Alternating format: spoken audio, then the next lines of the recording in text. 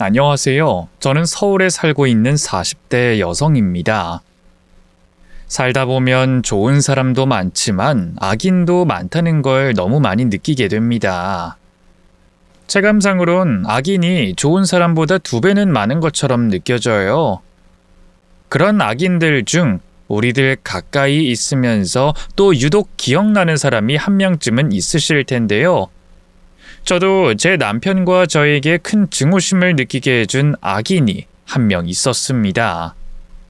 치사하고 악독하다고밖에 설명할 수 없는 그 여자의 이야기를 오늘 여기서 해보도록 할게요.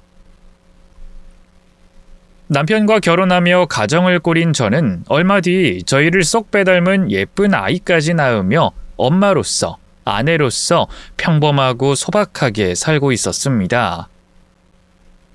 남들이 부러워할 법한 거창한 행복은 아니었지만 주말마다 가족들이 다 같이 나들이를 가고 다 같이 시간을 보내는 소중한 행복을 누리고 있었죠.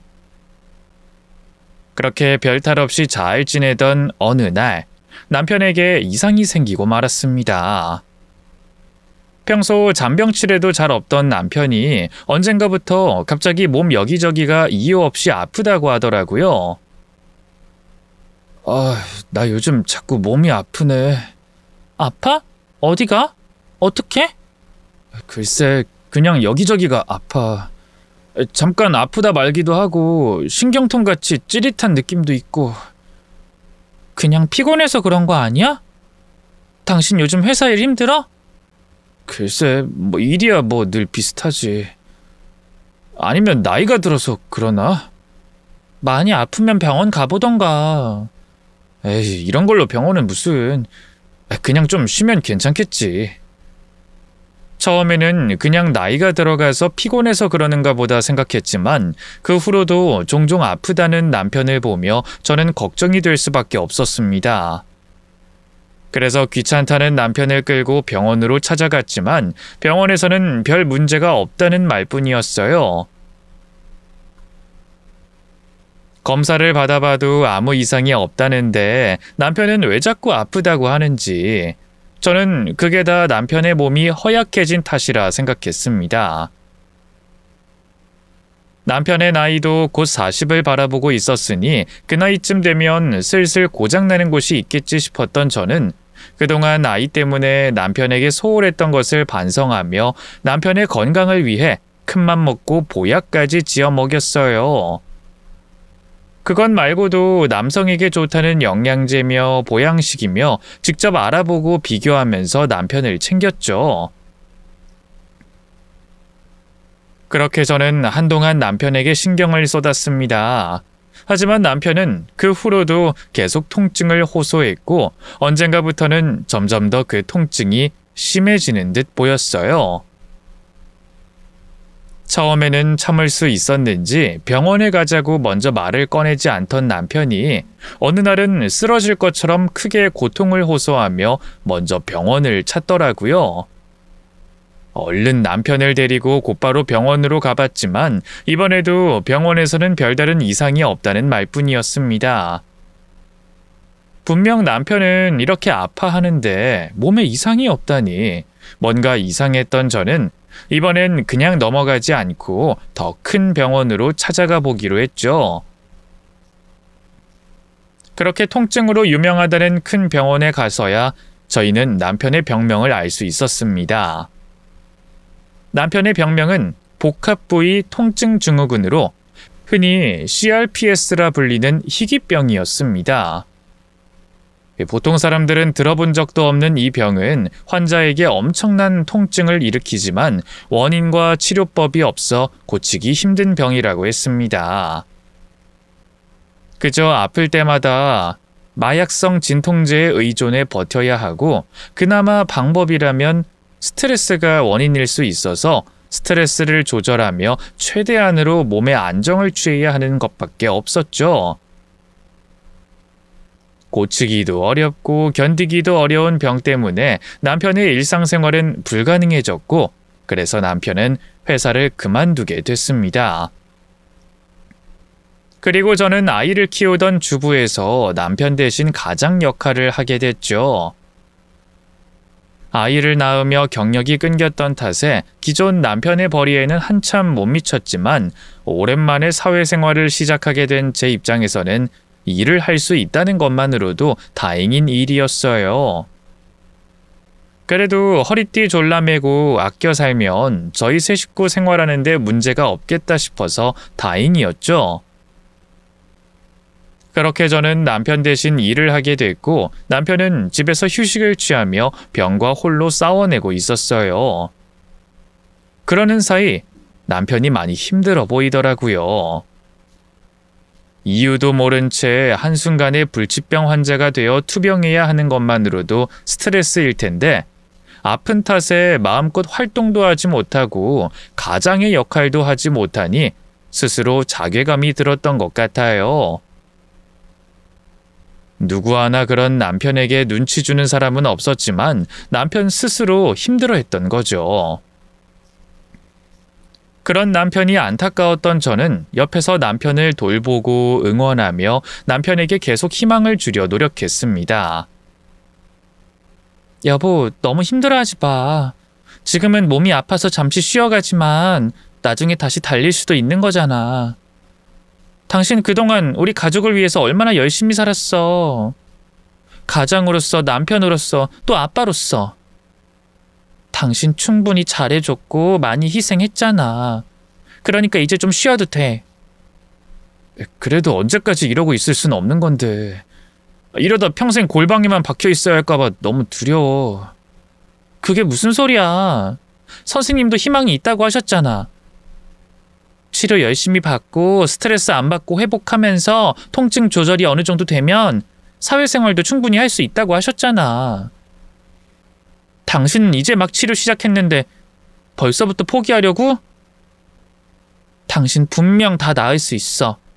그러니까 희망 잃지 말고 우리 같이 노력해보자. 우리가 옆에 있으니까 힘내, 여보.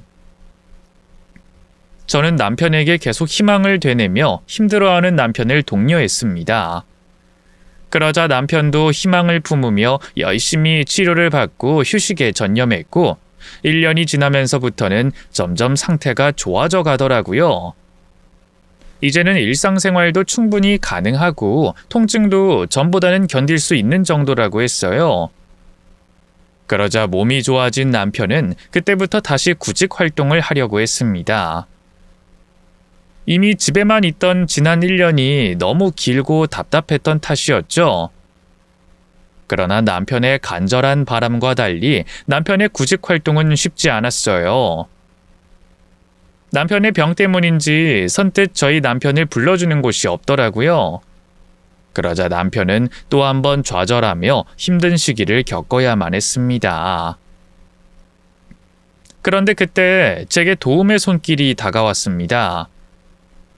동창회에서 오랜만에 만난 친구가 다른 친구에게서 제 남편 얘기를 듣고선 선뜻 일자리를 제안해줬거든요. 승희야, 오랜만이다? 수정이 너 잘 지냈니? 나야 뭘 늘 똑같지. 근데 넌 괜찮니? 아니 방금 선영이한테 얘기를 들었는데 네 남편이 좀 아프다고 그래서 치료법도 약도 없는 병이라고. 그 나쁜 뜻으로 말하는 거 절대 아니야. 난 정말 네가 걱정돼서 물어보는 거야. 응. 그래도 많이 좋아졌어. 몸 관리하고 진통제로 통증 조절하면서 많이 나아졌거든. 그래? 그럼 다행이다. 아니, 우리가 마지막에 만났을 땐 서로에게 날이 많이 서 있었잖아. 그땐 그냥 무조건 화만 났는데 시간이 흐르고 보니까 내가 그때 왜 그랬나 싶고 너한테 미안하더라고. 그 일도 내가 먼저 시비 걸어온 거나 다름이 없으니까. 그래서 너한테 항상 마음의 빚이 있었는데 네 남편 얘기까지 듣게 되니까 마음이 너무 무겁더라. 그래서 내가 사과도 할 겸 한 가지 제안하려고 하는데 네 남편 아직 연락 온 곳 없으면 우리 회사는 어떻니? 안 그래도 회사가 커지면서 중간 부분을 채워줄 경력직이 많이 필요하거든. 근데 네 남편은 회사 생활도 꽤 했었고 지금은 쉬고 있다고 하니까 서로에게 도움되는 상황이 아닌가 싶어서. 우리 남편을 네 회사에 취업시켜주겠다고? 승희 네 입장에서도 다른 회사보다는 그래도 친구인 내가 있는 곳이 낫지 않겠니? 물론 오늘 꼭 답을 듣겠다는 건 아니니까 한번 생각이라도 해봐. 민철 씨에게도 할 의향이 있는지 물어보고. 신경 써줘서 고마워. 그리고 예전 일은 나도 미안해. 그땐 나도 감정이 격해져서 말이 막 나왔어. 너만 내 사과 받아주면 되는 일인데 뭐 사과까지 해. 그럼 내 제안 한번 생각해봐. 회사 대표였던 친구가 뜻밖의 제안을 해왔습니다. 하지만 그 친구와는 그전까지 껄끄러웠던 사이였기 때문에 고맙다는 말을 끝으로 제 선에서 끝을 냈죠.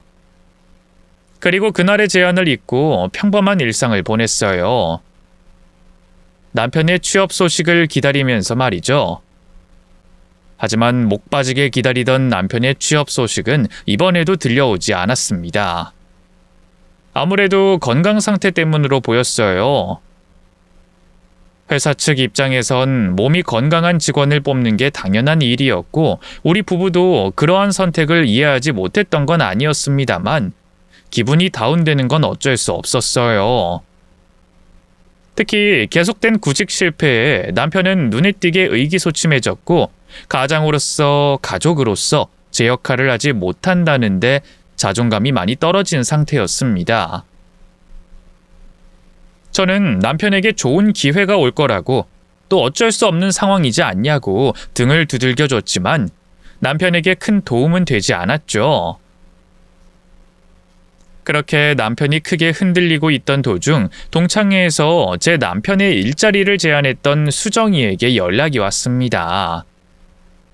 그리곤 제가 새카맣게 까먹고 있던 그날의 제안을 다시 한 번 더 했죠. 이번엔 그냥 넘길 수가 없었어요.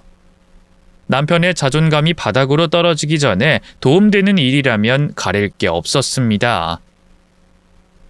저는 친구의 제안을 받아들인다고 했고 역으로 한 가지 더 부탁했어요. 그러니까 우리 두 사람이 친구라는 걸 민철 씨에게 밝히지 말라는 말이지? 그이가 지금 이 상황에선 네가 도와주는 걸 마냥 고맙게만 받아들이지 않을 수도 있을 거야. 우리 남편 많이 의기소침해지고 자신감도 떨어진 상태거든. 네가 주는 도움을 적선이나 동정으로 생각할 테니까 네가 나랑 모른 척 해주면 안 될까? 뭐 어려운 일은 아니니까 그렇게 할게. 그래? 정말 고맙다 수정아. 정말 고마워. 너 덕분에 우리 그이가 진짜 좋아할 거야. 내가 이번 일 잊지 않을게. 너도 도움 필요한 거 있으면 나한테 언제든지 부탁해. 내가 뭐든 다 들어줄 테니. 다행히 수정이는 제 부탁을 흔쾌히 들어줬어요. 그리고 저는 남편에게 우연히 한 회사의 채용 공고를 본 것처럼 연기해 남편이 친구네 회사에 지원을 하도록 부추겼죠. 이미 입이 다 맞춰진 상황이었으니 남편은 친구 회사에 취업하게 됐고요. 취업에 성공하게 되며 바닥까지 떨어져 있던 남편의 자존감은 회복이 됐고 정말 오랜만에 남편의 밝은 얼굴을 볼 수 있었습니다. 밝아진 남편의 모습을 볼 때마다 도움을 준 수정이에게 고마웠죠. 그래서 선물도 하고 따로 밥도 사주면서 고마운 마음을 대신 표현했어요. 진짜 너무 고맙다 얘. 수정이 너 덕분에 우리 남편이 얼마나 밝아졌는지 몰라. 내가 맘 같아선 너한테 뭐든 다 해주고 싶은데 지금 내 형편에선 이게 최선이네. 그래도 내가 너한테 고마운 마음 잊지 않고 매번 성의 표시는 할게. 정말 고마워. 친구 사이에 뭘 그렇게까지 말해. 내가 너한테 한 잘못도 있는데. 그나저나 우리 관계는 언제쯤 민철 씨한테 밝힐 거야? 글쎄, 아직 정확한 계획은 없어. 그래도 아직은 그 사람 감정이 널뛰는 시기라 한동안은 안 될 것 같고 차차 보면서 안정이 되면 그때 얘기하려고. 그러니까 그때까지만 좀 부탁할게. 나야 어렵진 않지. 근데 우연이라도 알게 되면 어떡하나 싶어서. 그럼 그땐 채용 관련해서는 모른다고 좀 해줘. 회사 사장이 직원 채용까지 직접 관심을 두진 않을 거 아니야. 그럼 우리 그이도 크게 생각하진 않을 것 같은데. 애초에 네 남편 돕겠다고 한 일인데 뭔들 못 해주겠니? 그렇게 해줄게.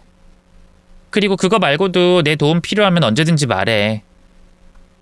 진심으로 제 남편을 생각해주는 수정이가 너무너무 고마웠습니다. 그리고 그 고마운 수정이 덕분에 남편은 눈에 띄게 생기가 생겼죠.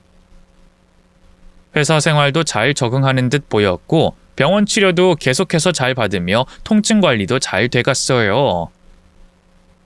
우리 가족은 남편이 아프기 이전의 삶으로 돌아가게 됐죠. 그러던 도중 잘 관리되고 있던 남편의 통증이 점점 잦아지고 심해지는 것 같았습니다. 남편이 가족들 앞에서 통증을 호소하진 않았지만 어두운 표정으로 혼자 방으로 들어가 문을 잠근다거나 샤워도 하지 않으면서 화장실에 들어가 물을 틀어놓고 한참을 있는 걸 보면 혼자 통증을 견디고 있다는 걸 알 수가 있었어요. 또 줄어드는 진통제의 양을 봐도 알 수 있었죠. 아무래도 회사 생활 때문 같았습니다. 아무리 천직에 맞는 회사 생활이라고 해도 스트레스를 받지 않을 수가 없을 테니까 말이죠. 남편의 몸 상태가 걱정됐던 저는 남편에게 건강을 위해서 회사를 그만두고 휴식을 취하지 않는 게 좋지 않겠냐며 묻게 됐어요. 하지만 남편은 한사코 회사 스트레스로 인한 통증은 아니라고 했습니다. 여보, 당신 요즘 몸 안 좋은 거 맞지? 혼자 방 들어갈 때마다 아파서 들어가는 거잖아. 통증 너무 잦아지고 전보다 더 심해지는 것 같은데 회사 쉬면서 회복하면 안 될까? 내 생각엔 회사 일 때문에 당신 통증 관리가 안 되는 것 같은데 아무리 편하고 좋은 일이라도 몸에 왜 무리가 안 가겠어. 그리고 일 때문이 아니라도 사회생활하다 보면 인간관계에서 오는 스트레스가 있기 마련인데 그냥 좀 쉬자. 회사 나가서 아픈 거 아니야. 그리고 혼자 있는 것도 매번 통증 때문에 들어가는 것도 아니고 그냥 일 때문에 생각할 게 있어서 들어가는 경우도 있고 하루 종일 사람 많은 데 있었으니까 혼자 있는 시간이 필요해서 간 적도 많아. 오히려 나 회사 가서 생활하는 건 좋다니까. 일도 못하고 집에만 가만히 밥만 축내던 때랑 비교하면 지금이 훨씬 더 행복하고 좋아. 회사 생활 때문에 스트레스 받는 건 없으니까 너무 걱정하지 마. 그럼 약은? 진통제 줄어드는 양이 달라지던데 그거 아파서 먹는 거잖아. 그거야 매번 진통제 들고 다니거나 집에만 둘 수 없어서 회사에 조금씩 가져가서 그런 거고. 회사에서 통증 시작되면 약을 먹어야 하는데 깜빡하고 집에서 안 챙겨오면 큰일이잖아. 그렇다고 마약성 진통제를 회사에 가득 둘 수도 없고. 그래서 매번 적당량 챙겨가서 보관하고 줄어든다 싶으면 또 채워놓고 이러느라 빨리 소비되는 것처럼 보이는 거야. 정말이야? 통증 관리 잘 되고 있는 거 맞고 회사 생활도 아무런 문제 없어? 그럼 없어. 아까도 말했듯이 난 집에서 가만히 당신 오기만을 기다리던 때보다 바쁘게 일하고 있는 지금이 좋다니까. 또 회사에서도 내 몸 상태를 알고 채용해서 그런지 신경 많이 써줘. 그러니까 당신은 내 몸 걱정하지 마. 내가 알아서 잘 챙길게. 그렇다면 뭐 다행이고. 그래도 혹시 몸 조금이라도 안 좋아지면 꼭 말해야 해? 알겠지? 남편이 아니라고 하는데 거기서 제가 뭘 더 할 수 있겠어요. 그냥 제 착각이고 우려이길 바라고 남편을 조금 더 유심히 확인하는 수밖에 없었죠. 그런데 아무리 봐도 제 착각이 아닌 것 같았습니다. 진통제에 대한 남편의 해명은 제가 더 확인할 방법이 없었지만 혼자만의 시간과 생각을 하기 위해 방과 화장실로 들어간다던 남편의 말은 거짓말인 것처럼 보였어요. 혼자서 끙끙거리며 통증을 견디는 소리가 들려왔으니까요. 그때마다 남편에게 회사를 쉬자고 했지만 그때도 남편은 회사 생활 때문이 아니라고 했습니다. 그럴 때면 이번에도 제가 더 이상 할 수 있는 게 없었어요. 제가 남편의 말을 물고 늘어지거나 계속해서 같은 주제로 대화를 이어가게 되면 남편이 스트레스를 받게 될 테고 그럼 또 몸이 나빠지는 악순환이 된다는 걸 알았으니까요. 그래서 다른 수를 써야 했어요. 문제는 그 다른 수가 너무 염치 없는 행동이라는 거였죠. 바로 남편의 회사 대표인 수정이에게 전화를 걸어 남편 좀 신경 써달라고 부탁하는 거였어요. 물론 제 입장에서는 몸 아픈 남편을 위한 일이라 100번이고 1000번이고 할 수 있는 일이었지만 객관적으로 보면 해선 안 되는 일이었죠. 남편을 취업시켜준 것만 해도 수정이에게 엎드려 절할 만큼 고마운 일인데 회사 사정도 잘 모르면서 감나라 배나라 하는 것처럼 남편 회사 일까지 관여하고 부탁하는 게 옳은 일은 아니잖아요. 수정이 입장에서도 기분 나쁠 일이고요. 그래서 휴대폰을 쥐었다 놨다 한 것만 수십 수백 번이었습니다. 결국 남편 걱정이 앞섰던 저는 전화를 걸었지만 말이죠. 승희야, 갑자기 무슨 일이야? 통화 괜찮니? 다름이 아니라 내가 뭐 좀 물어보고 싶어서. 혹시 우리 그이 회사에서 생활하는데 문제 없니?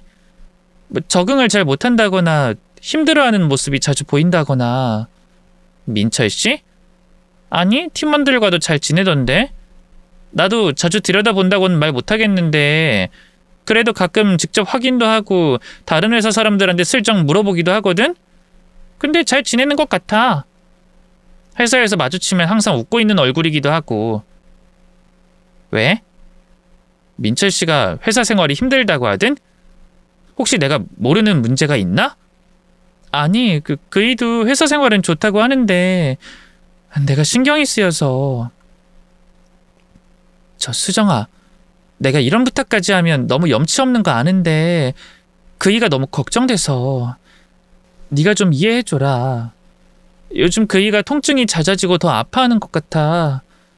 가족들 앞에서는 숨기고 혼자 견디는데 어쩔 수 없이 혼자 참고 견디는 게 티가 나네. 그래서 난 회사 생활 때문이 아닌가 싶었거든. 그렇다고 네 회사에서 무슨 일이 있다는 건 아니고 아무리 좋은 직장 환경에서 일을 해도 스트레스는 생기는 법이잖아. 출퇴근길을 생각해 보더라도 스트레스 쌓일 일이 있고. 그래서. 무슨 말인지 알겠어. 네가 미안해서 나한테 직접적으로 말 못하는 것 같은데 민철 씨에게 신경 좀 더 써달라는 거 아니야? 친구 사이에 그 말 한마디 하는 게 뭐가 힘들다고 말을 못해. 그래, 알았어. 내가 매일매일 신경 쓸게. 고마워, 수정아. 네가 우리 그이 취업도 시켜줬는데 내가 이런 부탁까지 하면 너무 염치 없는 행동인 것 같아서. 사실 너한테 전화 걸까 말까 수백 번도 더 생각했거든. 내 남편이 어린애도 아니고 네가 봐줄 책임이 있는 것도 아닌데 괜히 성가시게 하는 것 같아서. 근데 이렇게 먼저 신경 써주겠다고 말해주니까 너무 고맙다. 내가 꼭 이 은혜 잊지 않을게. 친구끼리 은혜는 무슨 은혜. 힘든 일도 아닌데. 도울 수 있으면 돕고 사는 거지. 그러니까 저번처럼 선물 가지고 오고 그러지 마. 별것도 아닌 일로 선물까지 받게 되니까 네가 더 부담스럽더라. 그냥 나중에 시간 나면 얼굴 보면서 밥이나 먹고 커피나 사. 알겠지? 너무 고마웠습니다. 선뜻 먼저 제 남편을 신경 써주겠다는 수정이의 말과 마음이 말이죠. 남편이 회사 출근을 하면 그 이후의 시간은 어떻게 지내는지 제가 알 방법이 없었기 때문에 항상 불안해했거든요. 그래서 항상 마음속으로 별일 없을 거라고 되뇌고 있었는데 수정이의 배려심 깊은 말 한마디로 그 불안함까지 해결될 수 있었죠. 저는 수정이를 은인이라고 생각했고 이 은혜를 어떤 식으로든 꼭 갚겠다고 다짐했습니다. 그리고 지금 당장은 남편의 몸이 더 악화되지 않게 신경을 쓰며 하루하루 감사한 일상을 보내고 있었죠. 그러다 오늘 이곳에 사연을 보내게 된 그날의 사건이 벌어졌습니다. 사건이 벌어졌던 그날은 제가 다니던 회사의 휴무일이었고 아들은 방학 중이었어요. 그러다 보니 마음을 놓고 있었는지 울리는 알람을 다 꺼버리고 늦잠을 잔 겁니다. 그런데 제 알람만 끄면 문제가 없었을 텐데 회사 출근을 해야 했던 남편의 휴대폰 알람까지 제가 잠결에 끄게 된 거죠. 다행히 남편이 잠에서 깨긴 깼는데 문제는 출근하는 시간까지 얼마 남지 않았다는 거였어요. 남편은 깜짝 놀라 급히 출근 준비를 서둘렀고 부산스러운 인기척에 잠에서 깼던 저는 그제야 뭐가 잘못됐는지 확인하고 남편의 출근 준비를 도왔습니다. 그리고 택시에 탄 남편이 멀어지고 지각은 하지 않겠다는 생각이 든 뒤에야 한숨을 돌릴 수 있었죠. 집에 돌아와서는 거실 소파에 기대어 잠시 숨을 돌리다 출근 준비로 어지러진 집을 정리하게 됐어요. 그런데 그때 현관 앞 신발장 쪽에서 남편이 마지막으로 챙기던 서류 봉투가 있다는 걸 발견하게 됐습니다. 봉투를 열어 안쪽을 확인해 보니 남편 회사 서류 같아 보였어요. 남편에게 전화하여 택시를 돌리면 지각할 게 뻔했으니 제가 서류를 가지고 남편 회사로 가려고 했죠. 그래도 혹시 몰라 차 안에서 서류가 생각난 남편이 택시를 돌리지 않게 먼저 남편에게 전화를 걸었는데 어찌된 일인지 계속 통화 중이었습니다. 저는 우선 톡으로 남편에게 서류를 가지고 가겠다고 전송해 놓고 부랴부랴 남편 회사로 향하게 됐죠. 회사로 가면서도 계속 남편에게 연락을 취했어요. 그런데 통화가 끊긴 뒤에도 남편은 제 연락을 받질 않았습니다. 이상했지만 지각할까봐 서두르고 아슬아슬하게 회사에 도착해서 바로 업무를 보느라 휴대폰 볼 시간이 없겠구나 생각했죠. 그래도 제가 남편 회사 도착할 때까지는 한 번이라도 휴대폰을 보겠거니 생각하고 가고 있었는데 그때까지도 남편에게 연락이 없는 겁니다. 혹시 출근을 서두르던 남편이 사고가 난 건 아닐까 걱정이 됐던 저는 남편에게 아무 이상이 없는지 확인할 겸 또 서류도 전해줄 겸 사무실로 가게 됐습니다. 원래는 저와 수정이의 관계를 들키지 않기 위해 1층에서 서류만 건네주려고 했는데 말이죠. 그렇게 남편의 사무실 층을 확인하고 올라가 안쪽을 들여다봤는데 사무실 안쪽 분위기가 한눈에 봐도 이상해 보였습니다. 우선 남편은 안 보여서 어딨는지 모르겠는데 사무실에 앉아있는 직원들 모두 긴장해 보이는 표정들이었어요. 다들 눈치도 보고 있었고요. 회사 분위기가 뭐 이런가 싶으면서도 우선은 남편에게 서류를 건네주는 게 먼저다 싶었던 저는 조심스럽게 사무실로 들어가 한 직원을 붙잡고 남편을 찾았습니다. 근무 중이신데 죄송합니다. 혹시 정민철 씨가 어디 있는지 알 수 있을까요? 회사 서류를 놓고 간 게 있어서요. 네? 정민철 과장님이요? 그게 지금 자리에 없으신데 그냥 제게 주세요. 제가 전달해 드릴게요. 감사합니다. 근데 정민철 씨 오늘 출근한 거 맞죠? 제가 정민철 씨 와이프 되는 사람인데 오늘 급하게 출근하느라 그런지 아직 연락이 안 돼서요. 그래서 혹시 무슨 일 있나 싶어서요. 정민철 과장님 부인이시라고요? 그렇구나. 네, 정민철 과장님 오늘 제 시각에 출근하셨어요. 지금은 업무 때문에 잠시 자리 비우신 것 같고요. 제가 아내분께서 오신 것도 전해드릴게요.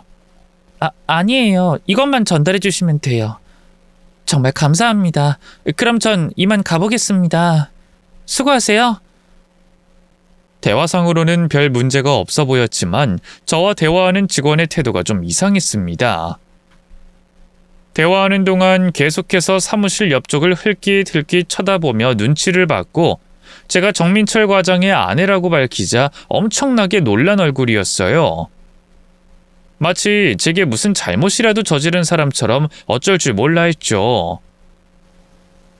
직원의 태도는 너무나도 이상했지만 남편이 무사히 출근했다는데 안도했던 저는 얼른 사무실을 떠나려고 했습니다.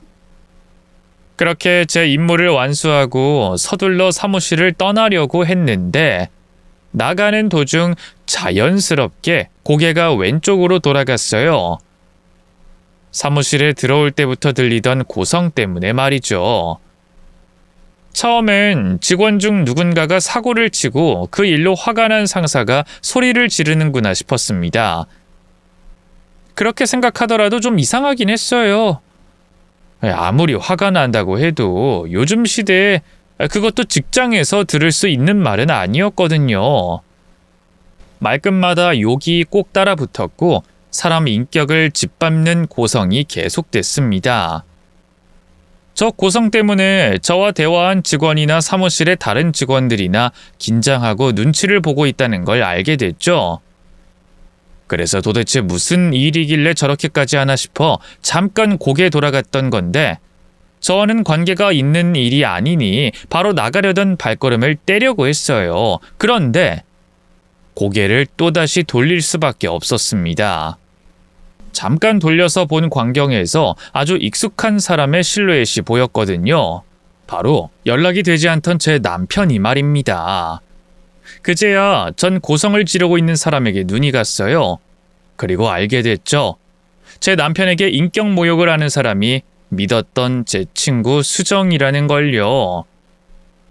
저는 남편과 수정이가 있는 곳으로 다가갔습니다. 그러자 남편이 사무실 바닥에 쪼그려 앉은 채로 손걸레질을 하고 있고 수정이는 그런 제 남편에게 소리치는 광경이 제 눈에 들어왔어요.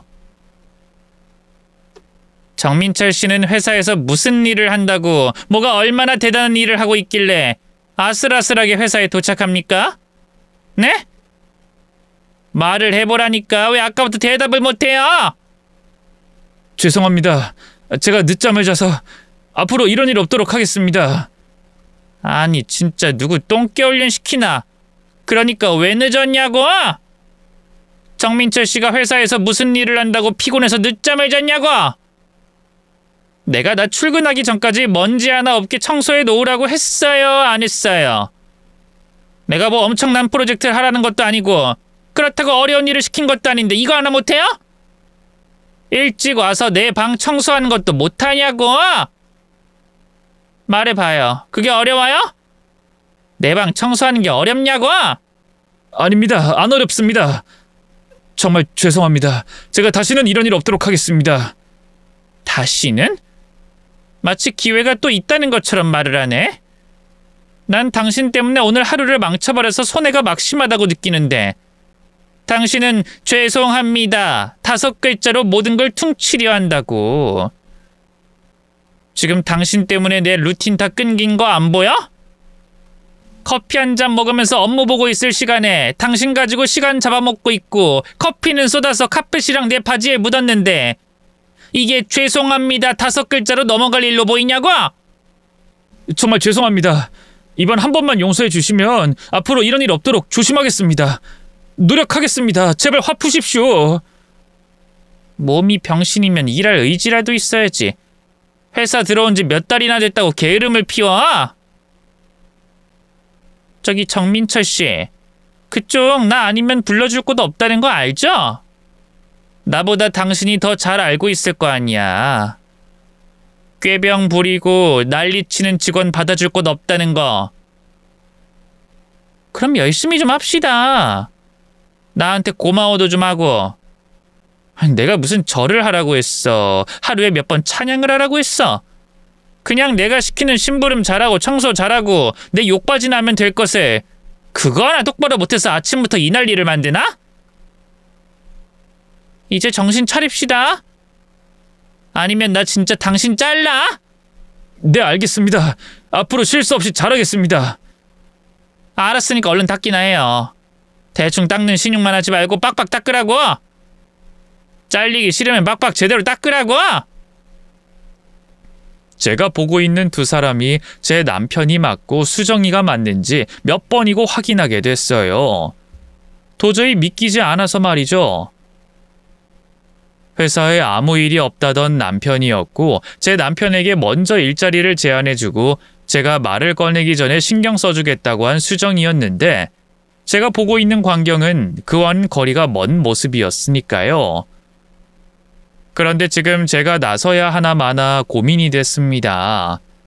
우선 지금 제가 남편 앞에 나서게 되면 남편은 가족에게만큼은 숨기고 싶은 모습을 제게 들키게 됐으니 자존심에 큰 상처를 받았을 것 같았고, 제게 회사에서의 일을 숨기면서까지 다니려고 했던 사회생활을 그만둬야 했어요. 몸이 아픈 남편에게 회사 생활은 단순히 돈을 벌고 생계를 이어가는 행위가 아니라 가족으로서, 가장으로서 자신의 존재감을 확인받는 거라는 걸 알았기 때문에 쉽사리 나설 수가 없었습니다. 아픈 몸으로 언제 또 취업할 수 있을지 확언할 수 없었으니까요. 또 이번만 수정이가 좀 심하게 남편을 대하는 거일 수도 있었습니다.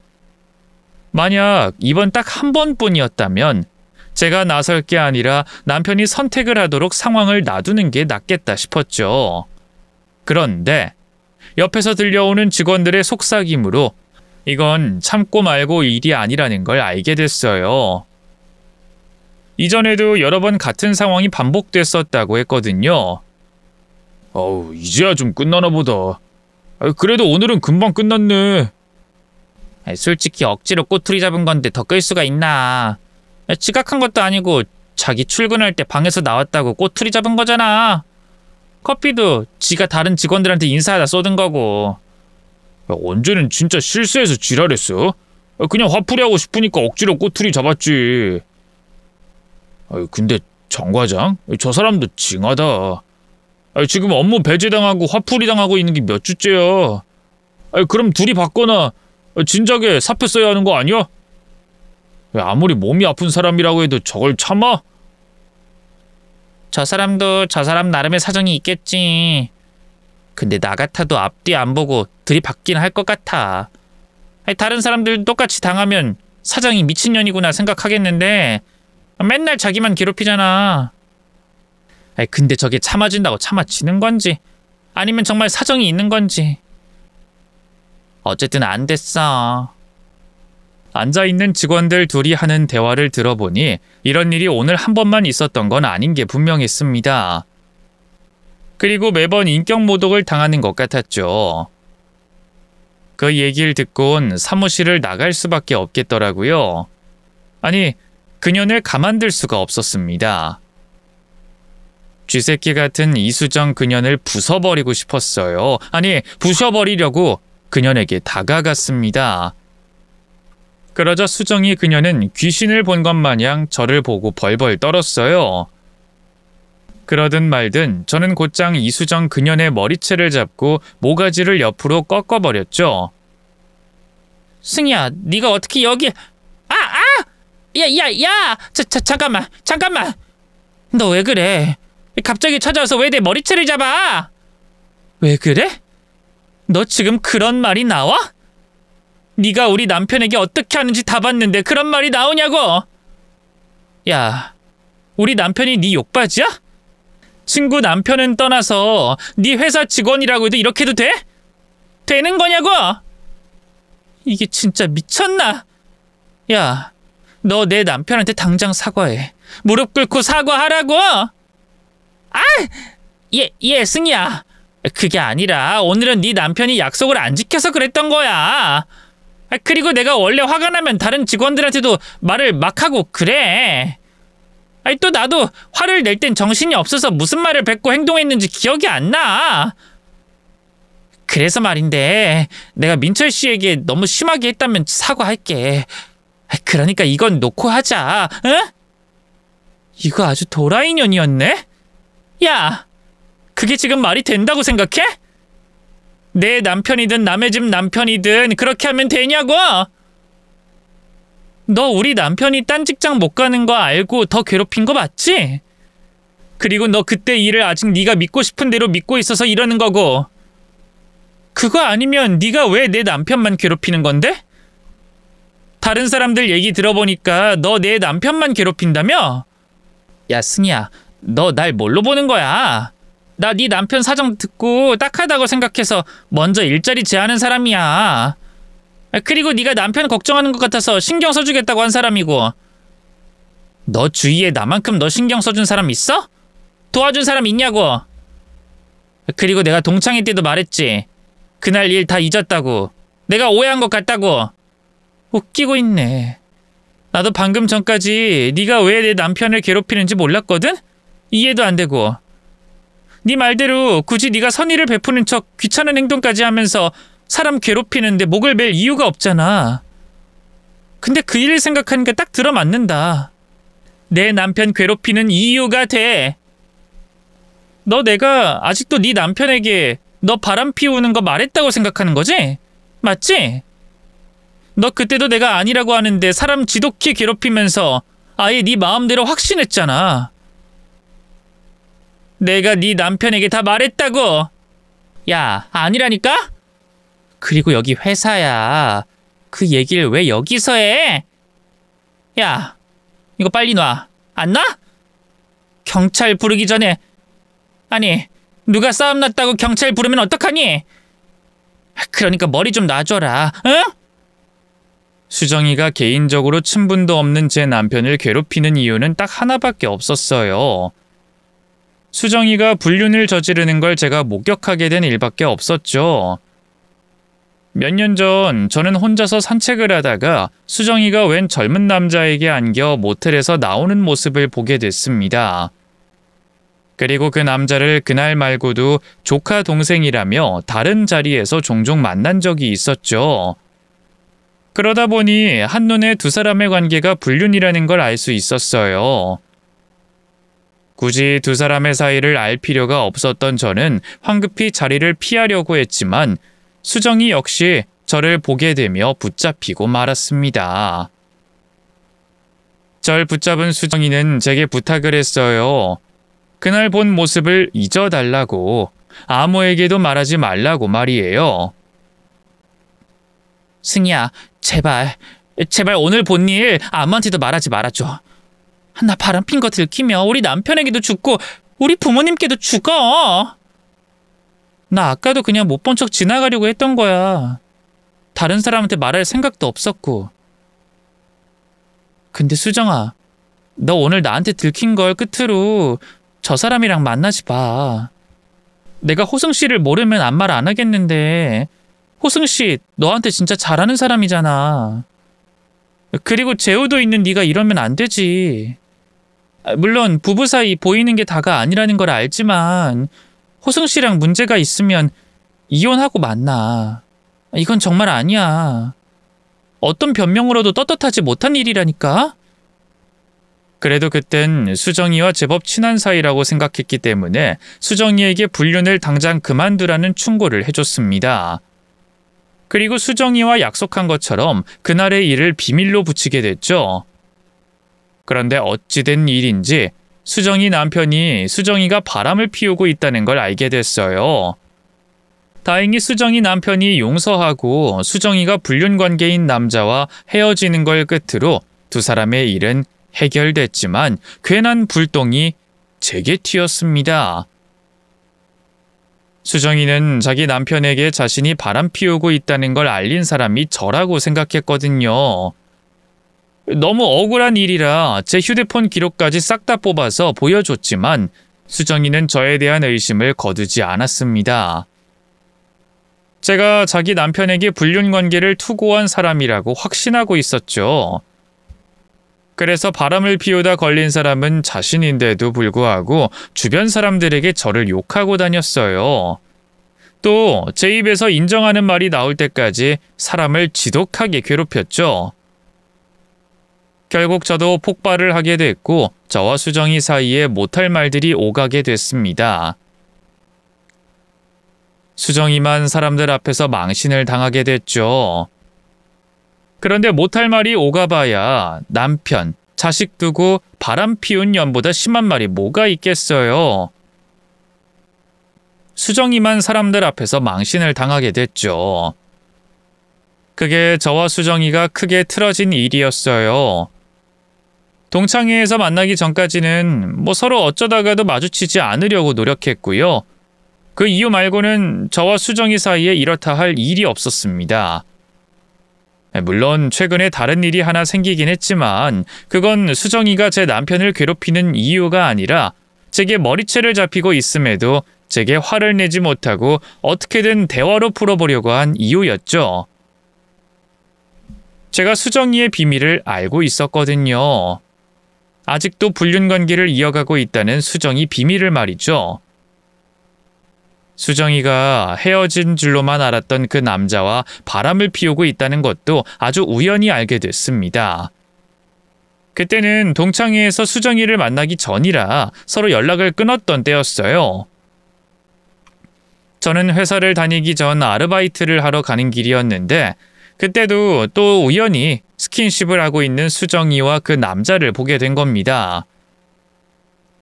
수정이는 남편에게 불륜관계를 정리했다고 했지만 사실은 계속 같은 남자와 만남을 이어가고 있는 중이었어요.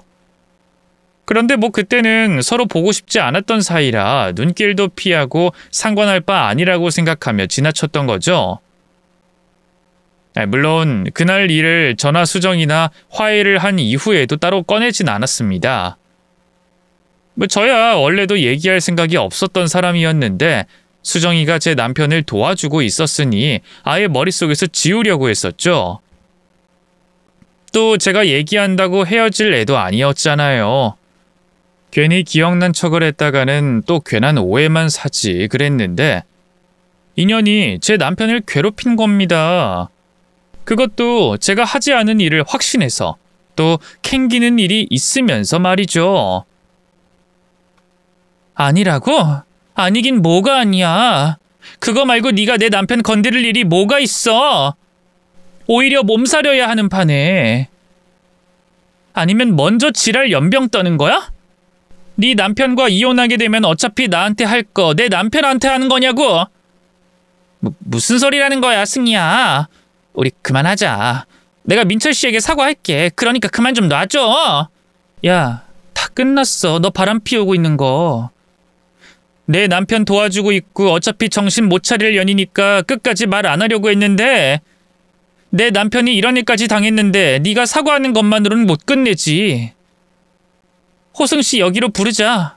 불러서 너랑 나 사이 여기서 끝내자. 야, 전화기 내놔. 전화기 내놓으라고? 안 돼, 승희야. 제발. 그이한테 전화만은 안 돼. 내가 뭐든 할게. 그러니까 그것만은 하지 말아줘. 나 이번엔 진짜 착살나. 에? 팔. 그러면 팔 부러져. 팔 부러진다고. 저는 수정이 남편에게 불륜 사실을 밝히려고 수정이의 휴대폰을 빼앗으려고 했어요. 물론 수정이도 자기 목숨줄이나 마찬가지인 휴대폰을 쉽게 내주진 않았지만 제가 팔을 꺾어 휴대폰을 떨어뜨리게 만들었죠. 그리곤 휴대폰을 주워 농락하듯이 수정이 얼굴에 가져다 휴대폰 잠금을 풀고 호승 씨에게 전화를 걸었습니다. 안녕하세요, 호승 씨. 저 기억하실지 모르겠네요. 승희라고 수정이 친구인데요. 아, 네, 잘 지내셨어요? 그게 제가 다름이 아니라 뭘 좀 말씀드리려고요. 수정이 예전에 만나던 남자 말이에요. 여보, 전화 끊어. 이년 미친년이야. 내가 지 남편 좀 건드렸다고 이러는 거라고. 그년 말 듣지 마. 이년이 하는 말 다 거짓말이라고. 여보. 수정이는 미친 사람처럼 소리치며 어떻게든 통화를 끊어보려고 했지만 그럴 수가 없었습니다. 저는 제가 본 모든 내용을 호승 씨에게 전달했고 수정이 핸드폰에 있는 불륜의 증거들을 보내줬어요. 그러자 수정이는 제게 붙잡힌 채로 눈물을 흘리기 시작했습니다. 너 우니? 왜? 억울해? 네가 억울할 게 뭐가 있어?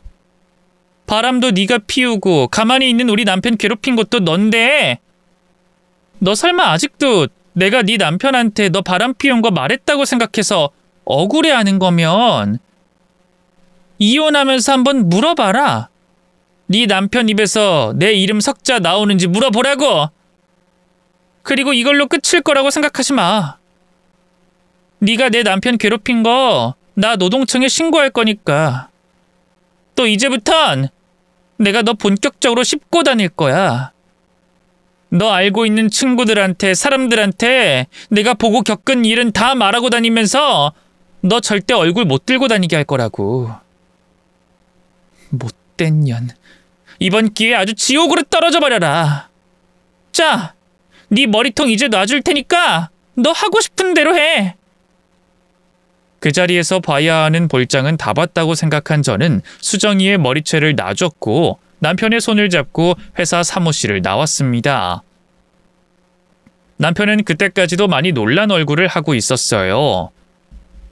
어떻게 된 일인지 모르겠다는 표정으로 말이죠. 여보, 그럼 당신이랑 우리 회사 사장님이랑 전현 보고 사장님이라고 부르지 마. 미친년. 어디 감히 내 남편을 함부로 대해? 어떻게 된 일인진 내가 집 가면서 말해줄게. 그리고 당신한테 먼저 말 못하고 속여서 미안해. 근데 난 당신이 너무 자책하고 자존감이 떨어져 있으니까 도움 주려고 그랬던 거야. 그것만 먼저 알고 있어줘. 제가 나선 일엔 후회가 없었습니다만 그 후에 남편에게 이제까지 숨겨왔던 일을 말하는 건 정말 미안한 일이었어요. 좋은 의도를 가지고 한 거짓말이었지만 어쨌거나 남편을 속이고 있었던 거니까요. 그래도 다행히 남편이 절 이해해준 덕분에 다툼 없이 잘 넘길 수 있었습니다. 그렇게 남편은 못된 이수정 그년의 괴롭힘에서 벗어날 수 있었고 다시금 휴식을 취하며 그동안 스트레스로 약해진 몸을 회복해 나갈 수 있었어요. 그러는 동안 평화로웠던 우리 부부와 다르게 수정이네 쪽은 그야말로 전쟁판이 되어 있었습니다. 이미 한번 불륜을 용서해 준 적이 있었기 때문에 호승 씨는 무조건 이혼이라는 입장이었고 불륜이 만천하에 밝혀지게 됐던 수정이는 불륜 관계였던 남자가 부담감을 이기지 못하고 도망을 가게 되며 낙동강 오리알 신세가 돼 한 번만 더 용서해달라는 입장이었어요. 그런데 이혼이 하기 싫다고 되는 건가요? 거기다 이혼 사유도 수정이한테 있는 상황인데 말이죠. 결국 호승 씨는 이혼 소송에 승소를 하게 됐고 수정이와 헤어졌습니다. 그리고 수정이는 남편에게만 버림을 받은 게 아니라 자식에게도 외면을 받게 됐어요. 주변 사람들에게서 수정이가 2번이나 가정을 놔두고 바람피웠다는 말에 이제 초등학생이지만 아빠와 자기를 배신한 엄마를 보지 않겠다는 말을 수정이 아들이 했다고 하더라고요.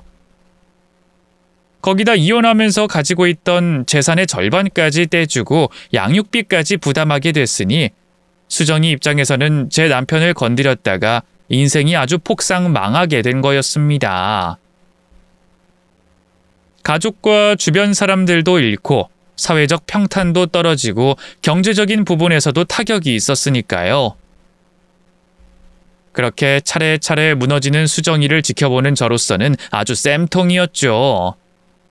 그리고 저와 남편은 이번 일로 서로에 대한 믿음이 더 굳건해지는 일이 됐어요.